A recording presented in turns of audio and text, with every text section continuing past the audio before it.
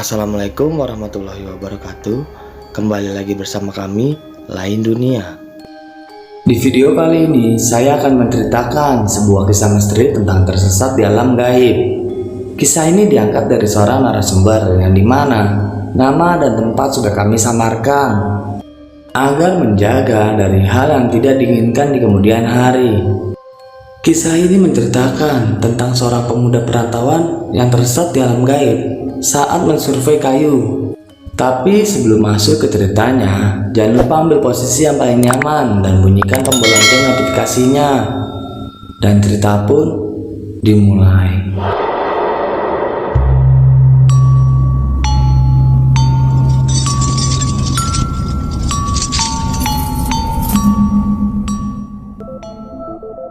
Mencari rezeki untuk menafkahi keluarga tentunya sudah menjadi kewajiban serta tanggung jawab setiap kepala keluarga. Seorang kepala keluarga yang bertanggung jawab atas keluarganya akan terus berjuang, walau terkadang harus mengorbankan jiwa raganya demi keluarga yang ia cintai.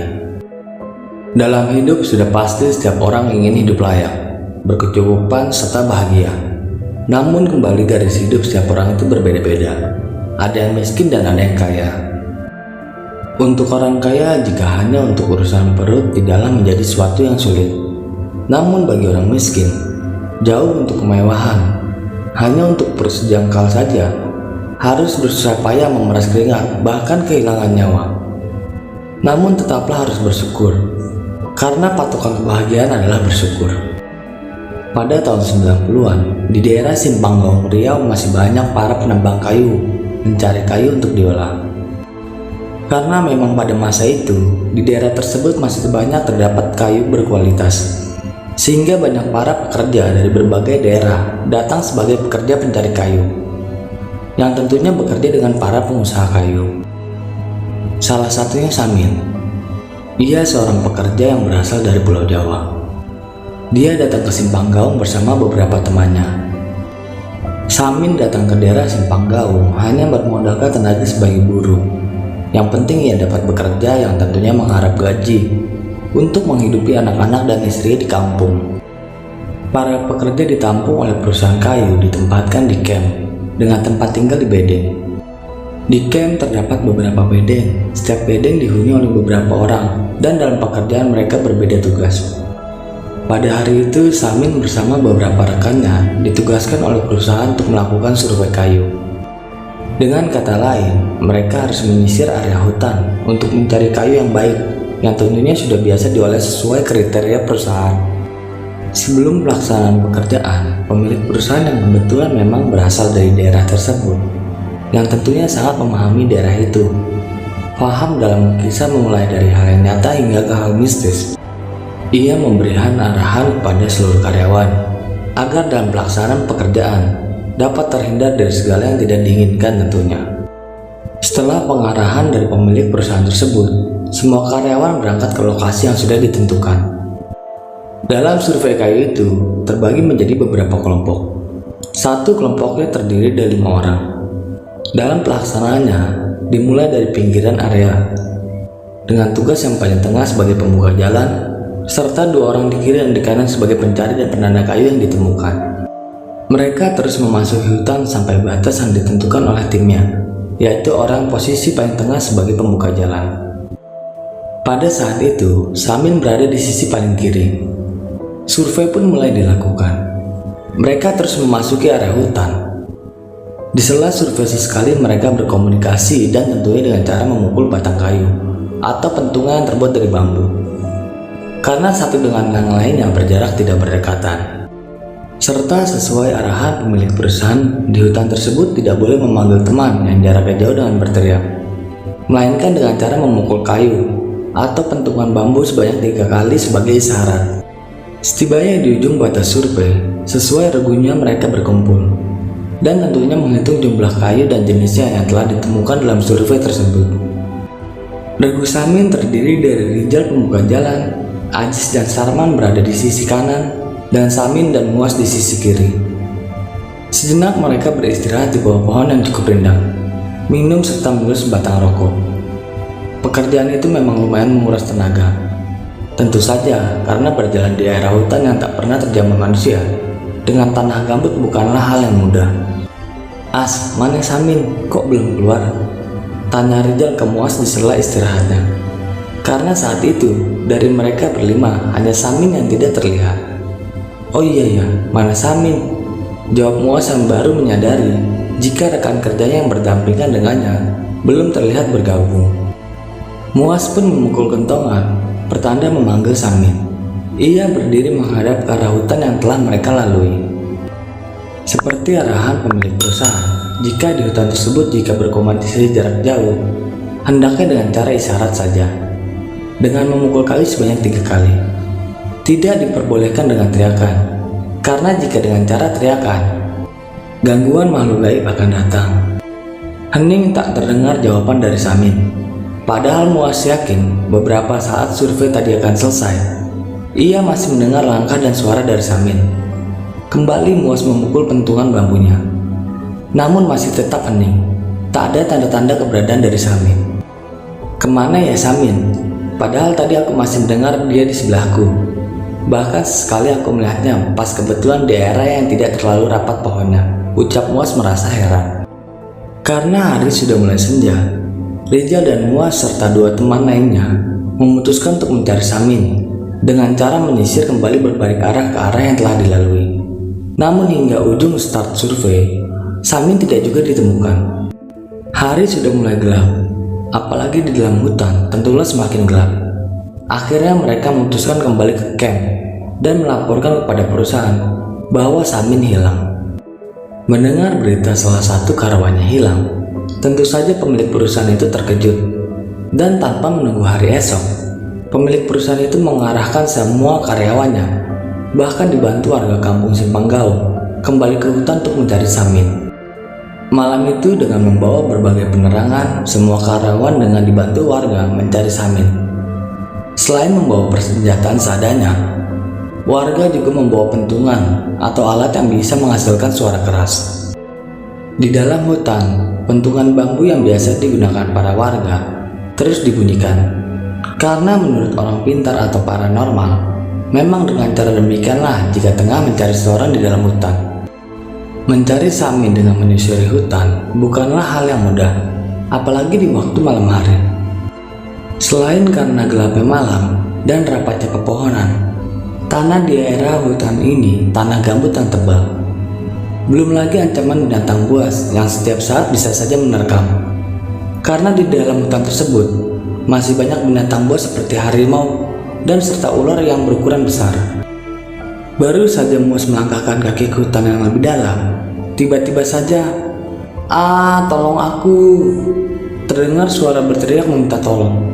Teriakan itu tentunya membuat terkejut semua orang yang tengah menyusuri hutan itu, dan berpaling mencari sumber suara, serta berusaha mendatangi suara seseorang yang minta tolong itu. "Kenapa kau, Jal?" Muas bertanya kepada Rijal yang saat itu tengah berada di dalam lubang tanah gambut. Tubuhnya terperosok masuk ke dalam lubang hingga sebatas pinggang. Ternyata seseorang yang minta tolong tadi adalah Rijal. Dengan raut wajah terlihat pucat, Rijal pun kembali meminta tolong. "Cepat tolong aku, Muas, kakiku ada yang narik," ucap Rijal panik. Dengan sigap Muas menarik tangan Rijal, berusaha mengeluarkan Rijal dari lubang tanah gambut yang dalam itu. Namun Muas merasakan ada sesuatu yang sangat berat dan sulit untuk mengeluarkan tubuh Rijal dari lubang tersebut. "Man, bantu aku," ucap Muas ke Sarman yang saat itu hanya diam terpaku berdiri tak jauh dari Muas.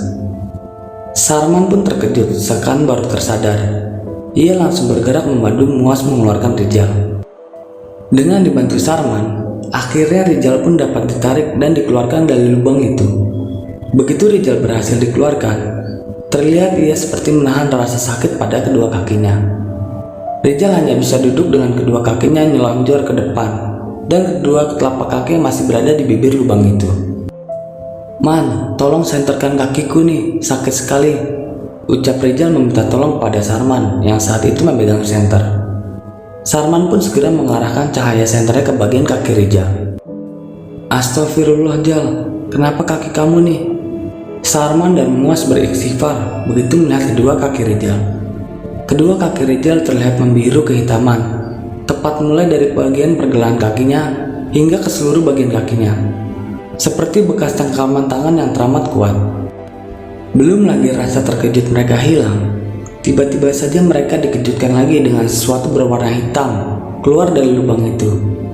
Ya, itu sepasang tangan dengan ukuran tidak lazim. Tangan yang sangat besar yang keluar, berusaha menggapai hendak menarik kembali kaki Rizal, yang saat itu memang masih berada di bibir lubang tersebut. Benar saja, tangan besar dan hitam itu mencengkram kaki kiri Rizal dan kembali menariknya. Rizal berteriak kesakitan. "Ah, tolong tarik aku!" teriak Rizal. Sontak Muas dan Sarman menarik tubuh Rizal agar tidak kembali dibawa masuk ke dalam lubang itu. Di saat situasi sangat menegangkan itu, tiba-tiba saja, Allahu Akbar! Muas dan Sarman tersurut mundur dan berhasil menarik tubuh Rizal menjauh lubang itu. "Cepat bawa pulang Rizal," ucap seseorang yang baru saja datang bahkan menolong Rizal. Ternyata dialah pemilik perusahaan bersama seorang pria tua yang datang. Pemilik perusahaan itu memang ikut mencari Samin yang hilang. Ia mengajak sekalian orang pintar karena ia yakin hilangnya Samin berkaitan dengan hal mistis. Ketika pemilik perusahaan bersama sang dukun itu berjalan mencari Samin, mereka berdua melihat cahaya senter dan teriakan. Lalu dengan susah payah mendekati, dan ternyata Muas dan Sarman tengah berusaha menolong Rizal dari tarikan makhluk mengerikan itu. Orang pintar itu sangat terkejut. Dengan sigap ia menebaskan parang tajam yang berada di genggamannya pada tangan besar dan hitam itu. Cairan hitam muncrat dari luka tebasan. Lalu tangan besar itu pun melepaskan cengkeramannya pada kaki Rizal dan masuk kembali ke dalam lubang tanah gambut. Dengan masih tersengal-sengal, Rizal dan Muas baru menyadari siapa yang baru saja datang dan membantu mereka. "Makasih banyak Pak Haji," ucap mereka ke pemilik perusahaan yang biasa disebut Pak Haji. "Sekarang kita pulang saja kembali ke camp. Besok pagi kita lanjutkan kembali mencari Saminnya. Karena malam-malam begini akan lebih sulit dan berbahaya kita di dalam hutan ini," ucap pemilik perusahaan itu. Tanpa banyak bicara lagi, akhirnya semua kembali ke camp. Demikian pula dengan warga lainnya, dan akan dilanjutkan pencariannya pada esok hari. Keesokan harinya, pagi itu semua karyawan dengan dibantu warga kampung kembali melakukan pencarian Samin, terkecuali pemilik perusahaan. Karena pagi itu, ia pergi ke polsek untuk membuat laporan kehilangan orang. Dan sekitar pertengahan hari, pemilik perusahaan bersama beberapa anggota kepolisian datang ke lokasi hilangnya Samin melakukan pencarian bersama warga. Hingga hari kedua, pencarian Samin di kawasan hutan Simpang Gau belum juga membuahkan hasil. Pemilik perusahaan sangat merisaukan Samin. Atas saran warga, ia kembali meminta bantuan paranormal yang ia ajak kemarin. Ia pun mendatangi rumah paranormal itu untuk meminta petunjuk sekalian bantuannya. Setibanya di rumah paranormal itu, ia pun bertanya apakah kira-kira Samin masih hidup dan bisa ditemukan kembali. "Kita tunggu saja sampai beberapa hari. Dia masih hidup, cuma dia dibawa orang halus," ujar paranormal itu ke pemilik perusahaan. "Iya, semoga aja Samin masih hidup, kasihan keluarganya," ucap pemilik perusahaan itu dengan penuh harap. Di hari ketiga, dengan segala upaya pencarian, namun Samin tidak juga ada tanda-tanda dapat ditemukan. Karena belum juga ditemukan, pemilik perusahaan kembali mendatangi polsek untuk melaporkan perkembangannya. Lalu berdasarkan prosedur serta koordinasi bersama polsek, hilangnya Samin pun dilanjutkan dan melapor ke Disnaker. Akhirnya dengan segala pertimbangan dikeluarkan surat keterangan kematian Samin, dan surat kematian tersebut dikirimkan ke pihak keluarga di Pulau Jawa. Tentunya semua sudah sesuai prosedur hukum yang berlaku di negara ini. serta santunan dari pihak perusahaan untuk keluarganya. Hari-hari berikutnya, pencarian Samin masih terus dilakukan para karyawan serta warga kampung. Walau dari kepolisian serta Desnaker sudah mengeluarkan surat kematian, tentunya atas permintaan pemilik perusahaan itu, berdasarkan keterangan paranormal bahwasannya Samin masih hidup. Atas dasar itulah mereka semua masih penasaran dan semangat untuk terus melakukan pencarian Samin. Sampai pada hari ke-14 di Sungai Beruang, siang itu cuaca sangat cerah. Seseorang warga dengan menggunakan perahu kecil menyusuri sungai yang lumayan besar untuk mencari ikan. Tepat di sebuah bagan nelayan di Sungai Beruang yang posisinya di sebelah kiri sungai, seorang nelayan tiba-tiba saja dikejutkan oleh seseorang yang tergeletak di bagannya. Seorang pria dengan menggunakan kaos lengan panjang berwarna biru serta celana panjang berwarna hitam, menggunakan sepatu boot sebatas mata kaki. Di pinggangnya terdapat kapak dan sebilah golok. Saat itu nelayan yang memang salah satu warga kampung Simpang Gau seketika berpikir, jangan-jangan orang ini orang yang hilang dan tengah dicari itu. Lalu ia dengan perlahan mendekati sosok itu dan mencoba menyapanya. Namun sosok itu tidak menjawab. Walau saat itu ia membuka kedua matanya, ia terlihat pucat serta terlihat bingung, dan tatapan matanya terlihat kosong. Nelayan itu semakin kuat dugaannya jika pria di hadapannya itu adalah Samin, karyawan yang beberapa hari lalu hilang. Lalu tanpa bertanya lagi, nelayan itu menuntut Samin dan dibawanya naik ke perahu, dan ia bawa ke Simpang Gau. Setibanya di Simpang Gau, ia langsung membawa pria tersebut ke rumah Pak Haji pemilik perusahaan.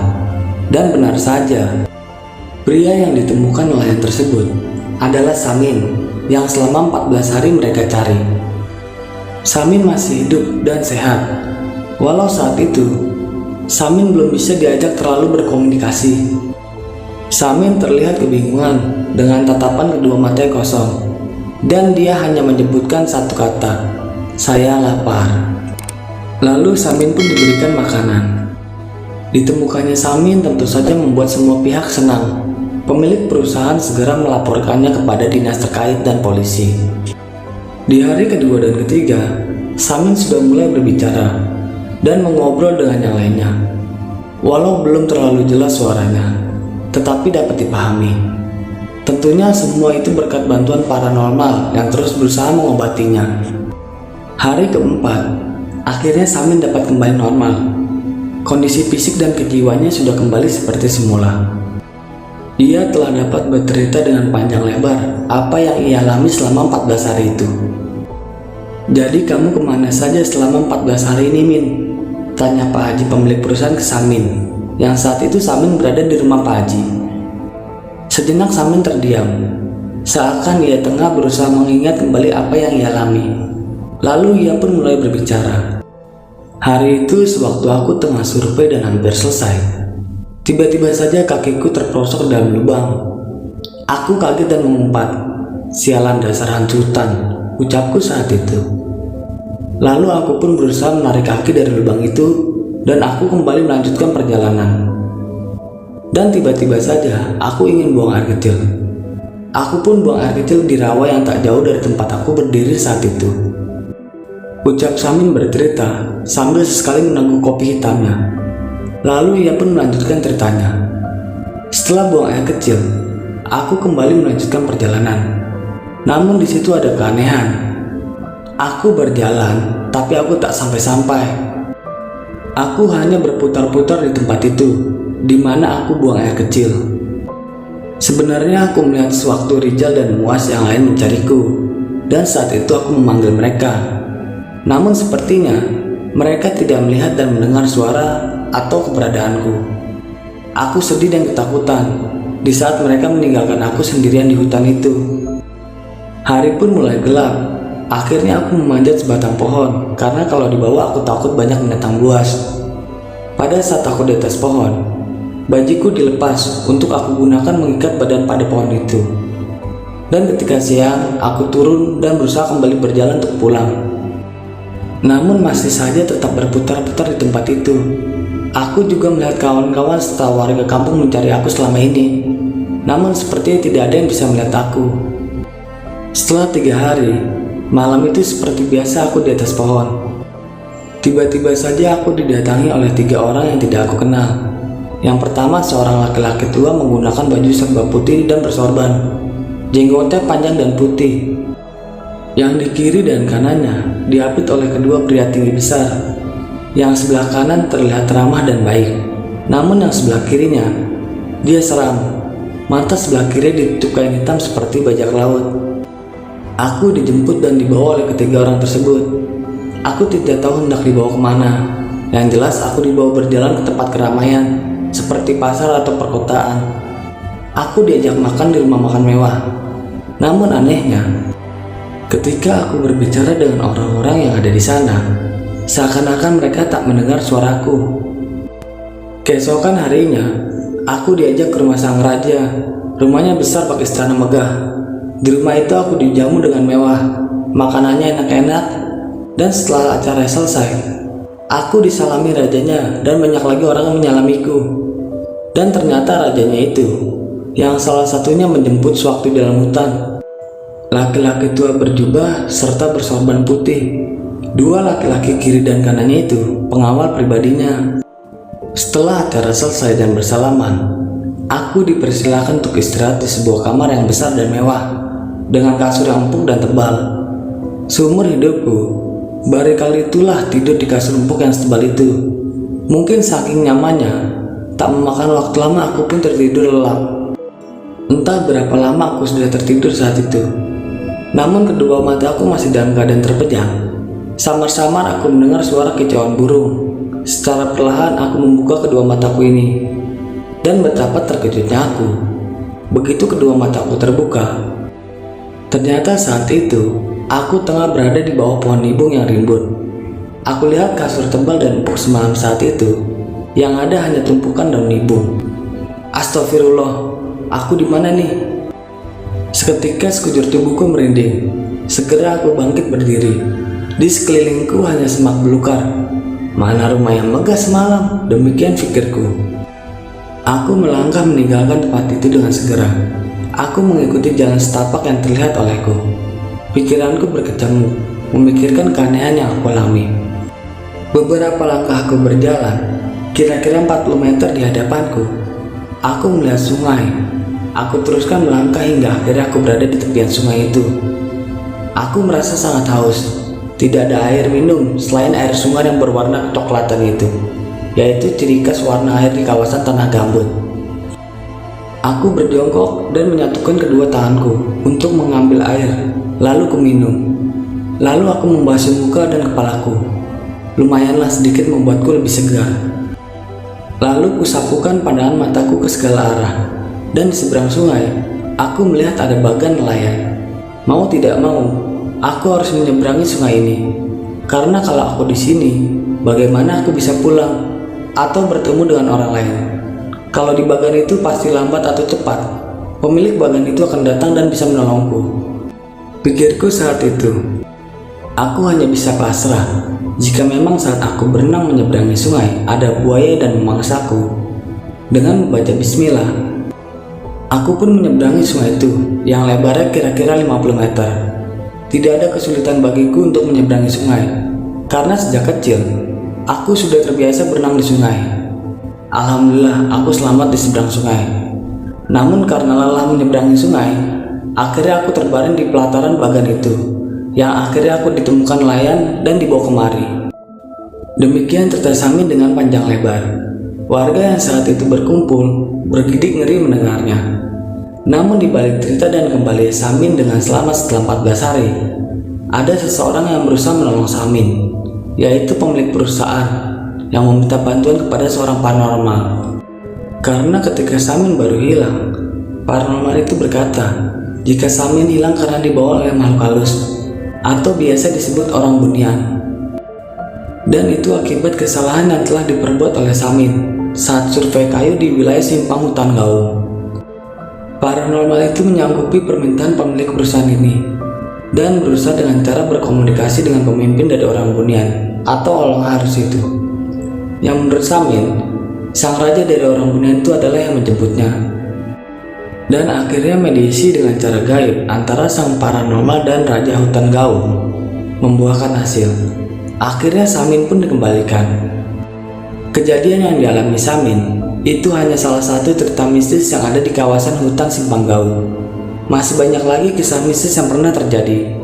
Ada yang hilang tak kembali, hingga merenggut nyawa seseorang di daerah tersebut.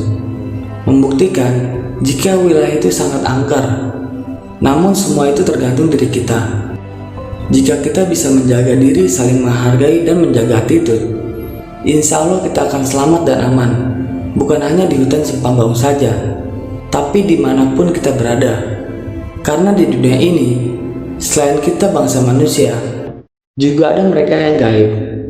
Dan cerita pun selesai. Bagi teman-teman yang menonton video ini sampai habis, saya ucapkan terima kasih banyak. Dan nantikan video-video kami selanjutnya. Wassalam.